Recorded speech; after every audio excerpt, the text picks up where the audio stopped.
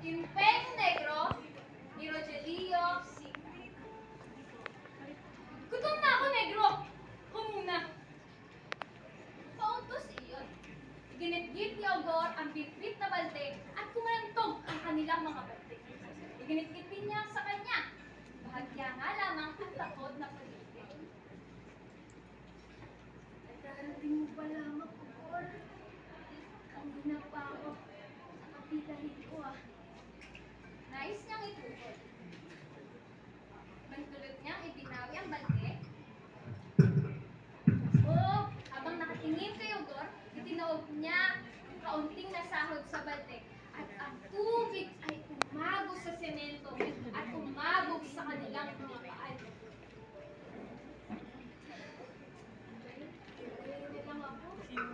Mamaya na lang ako maghihibuti. Nakatingin sa araw, humakbang siya upang kunin ang pinga. Ngunit sa kanyang paghakbang ay bigla siyang binatin ni Ogor. Ano bang binubulong-bulong mo? Hindi niya na narinig iyon. Nabuwal siya. Tumama ang kanan niyang pisngi sa nabiyang balde. Napasigaw siya. Malakas! Napalod siya sa madulas sa semento. Kaya't nabumaha ang nakadiliyong natingin sa kanyang utak. Huwag kamay niya tinutok ang pisngi. Takot, naginginig ang mga daliri. Dahan-dahan niya itong iniangat. Basa, mapula, dugo! Nangilapot siya sa loob ng isang saglit. Hindi niya muling magawang salitin ang nabiyang pisngi. Umiyak-iyak siya. Ogor! Ogor! Habang nakatingin kay Ogor, tinutulong ng mga palad. Tinitinig ang kanyang ulo at naggangalit ang kanyang ngipin. Ogor! Sa wakas, naisigaw niya. Ngunit, hindi minabuti ni Ogor ang kaniyang pagsigaw. Kaya sinipa niya ito! Buwal siya, gumulong siya, at nabuwal ang lahat ng balde na lalabi sa pila. Nagkalugkugan at nakarinig siya ng mga tawanan. Samantalang makikinig kay Ogor. Tahan sa kaniyang pagsilaangan. Kaya siyang bumaliktad nang nakita niya ang humihinding anyo ni Ogor. Nakaakma ang mga bisig. Umiiyak siya sa basa at madula sa semento. Kailangan ang nasibang piki. Kanilang muka ay larawan ng matinding sakit. Nagating bago na pangit, paniniyas ng kaniyang piki. Humihingal siya.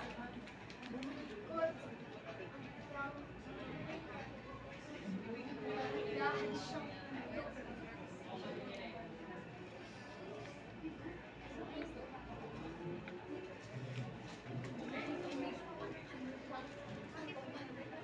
Sa buot!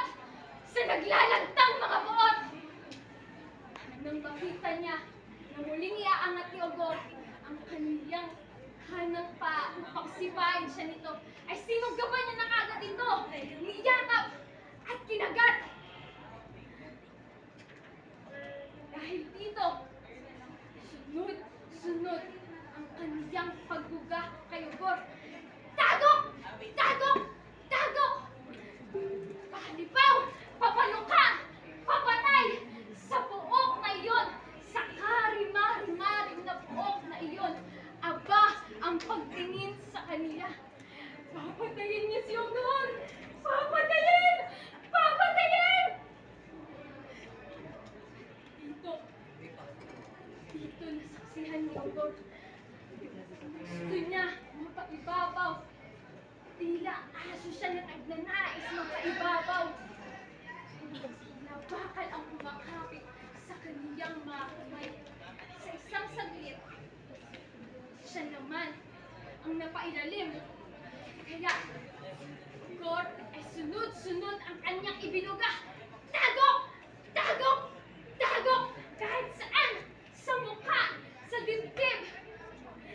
Tagok! Tagok! Kahit ganito, nararamdaman niya. Hindi siya. Hindi niya pa rin maramdaman kahit anong sakit. Sa mga dagok ni Ogor, tila nagbibigay pa sa kanya ito ng lakas. Ubos lakas. Nagbibigay sa kanya ito ng lakas. Tila nagbibigay kalakasan pag siya sumuntok. Tagok! Tagok! Tagok! Pahalipaw! Papaluka! Papatay! Tagok! Tagok! Tagok! Mahina na si Ogor. Lupay-pay na. Ang nagsasangga ng mga kamay. Nanghihina na ang mga nagsasangga ng mga kamay. Ngunit, buod sa kanyang mga mata ay makikita pa rin. Tagok! Tagok! Tagok! Impen! Impen! Sukon ako! Sukon ako, Impen!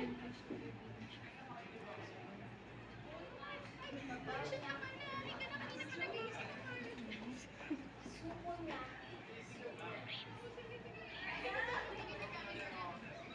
Dahan siya.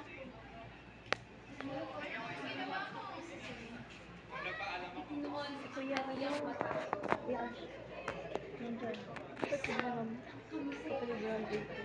Duguan ang likod. May basa ng dugo at lupa ang kanyang mga puso. Lugar na ito, walang nakahas magsalita. Ang lahat ay hindi makabigo. Hindi sila April, di ba? Tapos Elsa. Totoo. Hindi nga, parang sa pagkakaalam ko may kapatid silang dito. walang pagtulog. Pero mo tanong. Tanong. Ay paghahanap. Mayroon siyang luha sa mata. Ngunit, kaganapan ang kanyang wala. Hagod-hagod niya ang kanyang Hindi nabuhat. natulisan ng bagong Ang galing yan. Ang galing ni Leslie. ang kapangyarihan. Sa matinding sikat ng araw, tila siya ang madirigmang sugatan. Ngunit, tintig na nakatayo sa pinagwagyang langit. Impeng Negro ni Rogelio Sica. Here we go. Maraming